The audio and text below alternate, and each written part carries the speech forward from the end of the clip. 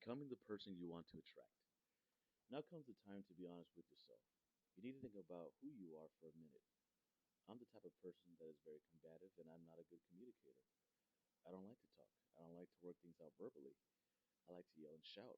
I'm looking to attract somebody into my life that is a great communicator, someone that is easygoing and doesn't get upset. So face it, gentlemen, you have to be the type of person you want to attract. If you do not have those traits that you want, you have to become those certain traits because like attracts like. It's a universal principle. You may be able to meet someone who has the qualities that you ideally want, but if you don't exhibit those qualities yourself, you're going to turn that person off quickly. She's going to lose interest and leave. Don't lose hope though. If you have a quality that you want to be, but you haven't developed it yourself yet, and you're willing to recognize where your flaws and faults lie, and are open to learn and grow, then it's still possible to attract someone with that quality into your life and keep her. However, if you're a combative, for example, and have the attitude, I'm the way I am, screw it, I'm not changing for anybody, and you do manage to date someone that is a great communicator, she may try to make it work with you for a while, but over time, if you don't change, grow, and become a better communicator, it'll only become frustrating to that new lady in your life. Eventually, she's going to get tired of it and she's going to leave. It's the same with all the qualities you want to attract. If you're not willing to work to become that quality and to bring that quality into your life for yourself, then you need to take it off your list. If not, you'll eventually turn that other person off. Okay, now you have made your list. Next, you want to take that list and put it somewhere where you're going to review it every day. Maybe you can put it in the door to your medicine cabinet, the mirror in your bathroom, or your day planner, on your computer, smartphone, or whatever, or even a small copy in your wallet. You need to be continuously thinking about your list by reviewing it every day. It's just like any goal that you set in your life. You're going to get what you focus on. It continually refocuses you on what it is you're looking for and ensures that you are moving in that direction. It is like the analogy with the Ford Explorer. If you're focusing on it, suddenly you're going to start seeing what you focus on all around you. Every time I've done this, it amazes me. I created a new list recently. I broke up with a girlfriend from London because we were just not aligned in our careers, and neither one of us was willing to compromise on that part of our lives. We still absolutely love each other and have a wonderful friendship where we provide support to each other. The most important thing to the both of us is that we love each other for who the other is, even though we are no longer intimate partners. This is something I will elaborate on in a later section regarding the loving way to end a relationship. I stress a point I have mentioned before because I feel it's important. Once you start working to find that perfect woman, do not expect that the first woman you meet is the one you will be with for the rest of your life. Your tastes may change, your goals and values may evolve and change. You may find there are certain qualities that you're missing on your list, or that others have become more important to you. You may find that qualities that were important do not seem to matter as much anymore. Every relationship you go into should always be taken as an opportunity for growth and change. Eventually, you'll refine your list and find the exact woman that you need and want in your life. My ex-girlfriend had blonde hair and brown eyes. When I wrote down that on my list, I put down that I wanted a woman who has dark hair, dark eyes between 5 feet to 5'9", very feminine, sexy, graceful, outgoing, funny, intelligent, strong, confident, sure of herself, has a great body, in great shape, and with a great personality. I want someone that can pitch and catch with me. I want someone who, when I banter with, is not going to collapse because she has a low self-esteem or become insulted by every other thing I say. I want a woman that will stay in her center and not get pushed off. Someone who gives as good as she gets. As I finished my list, every time I went somewhere, my eyes were automatically drawn to women that fit my description. Whether I was in the mall or shopping in the grocery store, I turned right into what I was looking for. My awareness of what I wanted developed to a highly skilled radar that honed in on exactly what I wanted to find in a woman. Again, it's like the Ford Explorer analogy. You will find yourself looking at women that resemble what it is you are focusing on. So that's why it's so important to get clear about what it is you want. You're going to meet women all the time. If you're using a shotgun approach and you don't really know what you're looking for and haven't taken down the time to write it down, it is going to be hard for you to attract the right person in your life. That's because you're not clear about what you want. That's what this exercise is all about. Every time I have done this exercise, I have met someone within 60 days. It's always worked for me, good or bad. Putting the list down on paper is like goal setting. Every time you chase something in life, you should write it down so you know what it is you're going after. When you know what you're going after and are very specific about it, then that person, resource, or whatever it is that you're looking for will eventually show up in your life. This is because of the simple fact that you are actually focused on it. Now it's time for you to go about your daily life, whether it is going to work, to the store, out with friends, or attending some event. While you're out, keep this thought in the back of your mind. The type of person I want to meet. Where am I going to find her? Where do you go to meet women? Most women, when they're looking to meet a Most men, when they're looking to meet a woman, will go to a bar or to a nightclub. It's simple logic. Women go to these places for the same reason. Where else could be better? The answer is anywhere. The bar, nightclub scene, in my experience, is one of the least effective ways to meet women. This is because the women you come across are often drunk, and sometimes when you later call them, they don't remember who you were. Plus, if you had a couple of drinks, it can have disastrous consequences. These are also not the type of women that I'm looking for. I do not drink and party like a rock star anymore. I'm no longer into that scene. But if you're looking for a woman, that is because it is part of your own lifestyle preference. Just be aware of the potential pitfalls of drinking and approaching women. It can definitely have its drawbacks. I had one of those experiences about 18 years ago when I lived in Fort Lauderdale. I was in Central Florida with some friends of mine. I was at a bar and met a woman. We'd both been drinking and seemed to be really into each other. My thoughts were, wow, she's really beautiful. It was really dark. We met, talked for a while, and hung out. We were making out at the bar, and we had just met. Neither one of us really knew anything about each other. We exchanged phone numbers, and she called me a couple of days after the weekend was over. We made plans, and she drove down the following weekend. I remember opening the door, and it was kind of like Kramer from Seinfeld, that with that look of pure shock on my face, as I actually thought to myself, I had way too much to drink. It must have been really dark in this place. The girl had driven all that way down to spend 2 days with me. Now I have 2 days to spend with someone that I'm just not interested in. Obviously, meeting girls in nightclubs is not the best place. To top it all, they usually have their guard up. Most women, when they go out, especially when they go out with their friends, are not out to meet a guy. They're going out simply to have fun, dance, drink, and just get a little crazy. The best way I've found to meet women is at weddings, art shows, seminars, malls, grocery stores, trade shows, or even at work. If you meet a woman in a more open public place, whether it's a grocery store or somewhere else, she's going to have her guard up versus meeting through mutual friends at a party, weddings, social events, and etc. The more public a place, the more her guard will be up, and the harder it will be to get her contact information, make dates on the spot, and actually go out with her. Women in those situations are just not going to make it easy to meet you. Your game needs to be tight to successfully pull off meeting women in public with no mutual friends or acquaintances present to give you social proof. I give the example of an art gallery. That can also be very that can also be a very public place. But at least you know you have similar interests that can be used to approach a woman. Go places you love and do things you love. It makes it easy to talk about the environment you're both in because you both share a mutual passion and interest in it. In a grocery store or a mall, you have no concept of anything about this woman. It makes it harder to find a common ground in order to break the ice and find out anything about her. Once you learn more from practicing these techniques, you find it easier to approach women in these situations. This comes with the practice, confidence, and when you stand strong in the fact that you own your masculinity and nothing can knock you off your center. Meeting women on the internet. The internet is another way to meet available women. What I do with internet dating is create a profile that starts by asking the reader a question that causes her to say to herself, OMG, he just described me. So she'll just contact me first. I don't waste my time sending emails to women. When I get responses, I'll respond to the email or wink by sending them my phone number and tell them to give me a call so we can chat and maybe meet up for a drink. She'll either call me, disappear, or send me her phone number asking me to call her. I'll only talk for about 10 minutes to create rapport and to see if I like her enough to want to meet her. Then I simply ask her when is she free to meet up for a drink and set a definite date. So if you Google Corey Wayne, the ultimate online dating profile, you can find an article I wrote with detailed instructions on my website explaining the process along with an example profile template you can follow. You may find that women will post glamour pictures that were taken professionally 10 to 15 years ago. They no longer look anything like the picture you saw, or worse, there are women out there who will post a picture of a supermodel as their own.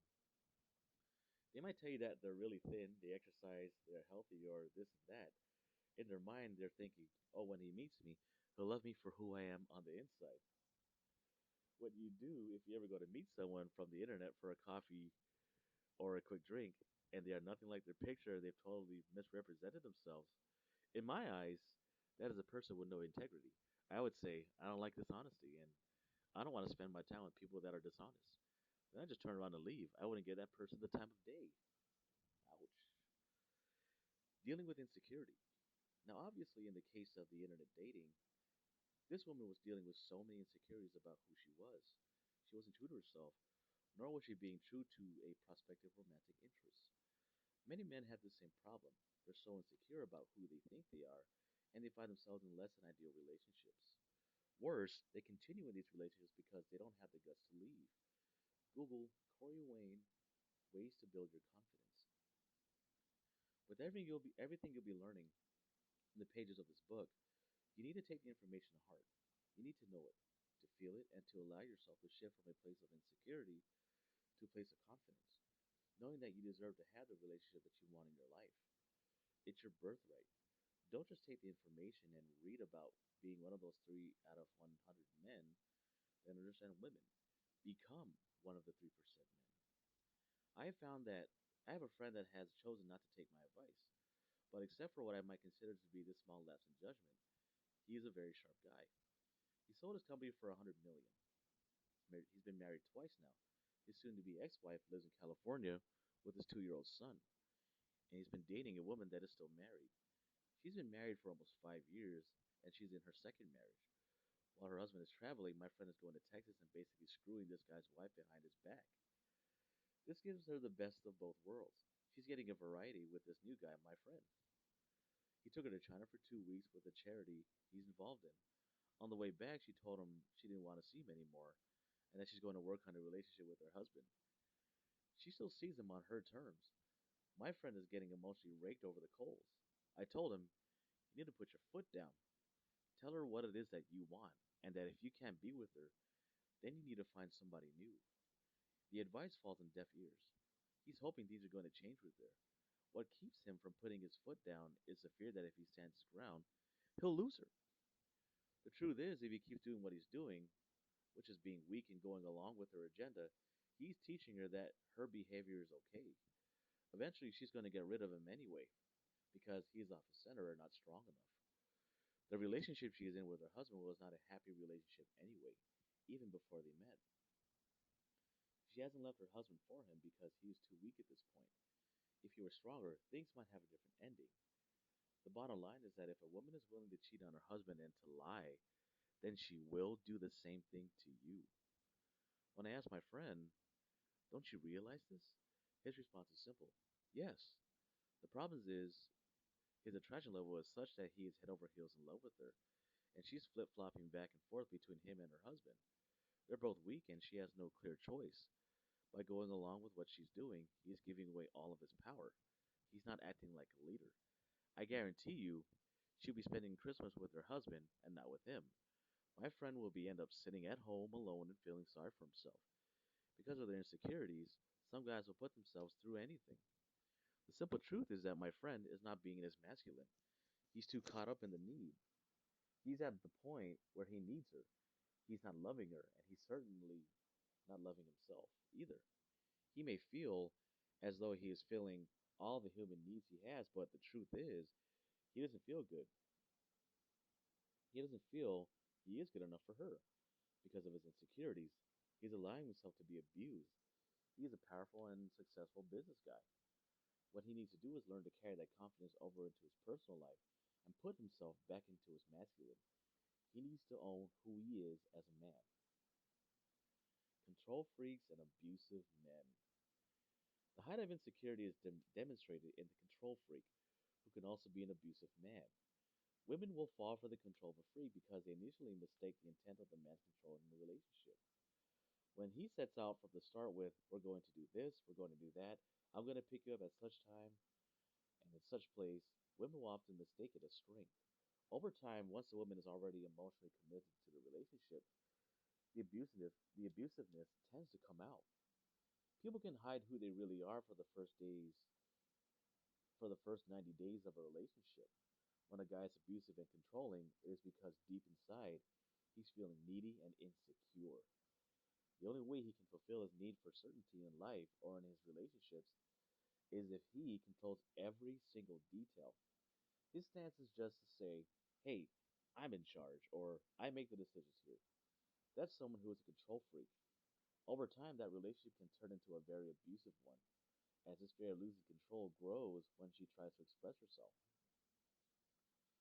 A woman initially becomes submissive when she is with a control freak because she sees that he is strong. Over time, she realizes that he doesn't allow her to do anything. She'll start to pull away and test, as women do, and he will react negatively because he is coming from a place of fear. He fears losing the person he loves, but the very fact that he fears it makes him become abusive in the way he operates in an effort to exert further control. With hope, she will eventually leave him. Some guys get jealous when they're out, they see another guy looking at their women. They get all macho and want to go beat the guy up. That is needy, jealous, insecure, and controlling. It tells a woman he does not have enough confidence in his own masculinity to feel he deserves to have a woman like me. When a guy is jealous, possessive, and a control freak, usually the thing that he fears the most is exactly what is going to happen. He is going to lose her. The need for certainty.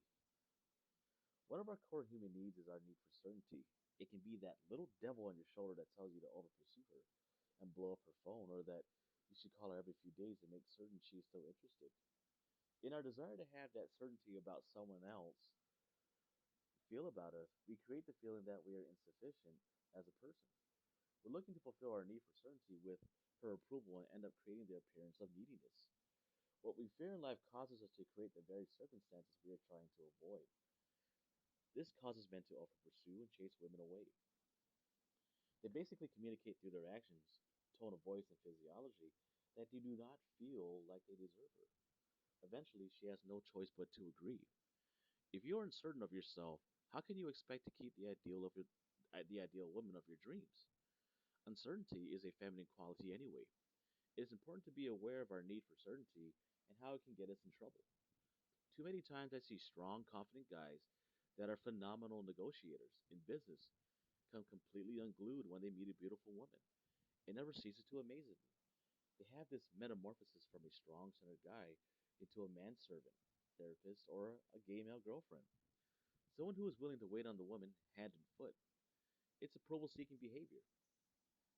Because of movies, music, and television shows, men have come to believe that they are supposed to wait on a woman hand and foot and act like a stalker to make women fall for them. They learn basically that if they become her do boy, she will fall in love with them. That may look romantic in the movies, but when you try that shit in real life, that is not the way it happens. It actually turns them off. Approval seeking behavior is not masculine. It's a creepy stalker like behavior. I had a friend that was a successful TV anchor woman. We were all at a baseball game in one of the VIP suites. You could tell he was very into this woman. He would ask her if she wanted something to drink and then go back and get our napkin. He would hover around her, attending to her every need, and then sit off to the side as though he were waiting for his next orders. When she mentioned being cold, she offered to get her a sweater, and then proceeded to go around to every person in the box to find a sweater, announcing that she was cold. Now, my friend was a smart businessman in his late 40s and a really nice guy. In business, he was sharp, brilliant, and a great negotiator. However, when he came around this woman, he went through this huge metamorphosis and turned into a super pleaser. She went along with it and took total advantage of his waiting on her hand and foot, like he was her personal assistant. He was completely different when it came to business. He lost his center around women, and it was obvious from her reaction that she would never give him the time of day. It came to his asking her out. He felt that if he did enough things for her, it would evolve into a romantic relationship, and nothing could be further from the truth. If you are a super pleaser, any woman that has a sense of strength of her own is never going to respect you as anything other than a friend. You have to be confident in yourself and show it to a woman. Confidence says to her, I know I'm good enough for you. It gives him the feeling that you will be able to keep her safe and she can trust herself to open up to you emotionally. She has to know you are strong and she will test that with you, more so in the beginning than any other time. Women are physically designed to receive a man, a leader. I like to make eye contact with a woman and then keep it until she looks away. I will not be the first to look away. Only the most confident women won't look away. Those are the ones I'm personally interested in. When she finally looks away, I know that I have passed the first test of strength and dominance. If I were to be the first one to look away, I would be showing a submissive weakness that she may or may not test again, depending on her level of attraction. To me, in that first place, the more you show strength and confidence, the more you're able to quickly pass through her tests of your strength, the faster you can get her to open up to you. She needs to know you're strong and will not buckle under her testing. When you go on a date, you are there to be a gentleman, a charming James Bond, have you will, not her approval seeking servant. If you want to meet a woman and get into a relationship, you have to act as though you are already in one. You have to have that kind of confidence level because that's what draws women to you. It is called fake it until you make it. Once you make it part of who you are, you will display that level of confidence whether you are in a relationship or not. Better yet, you will continually have a sense of centeredness that attracts women to you without even having to try.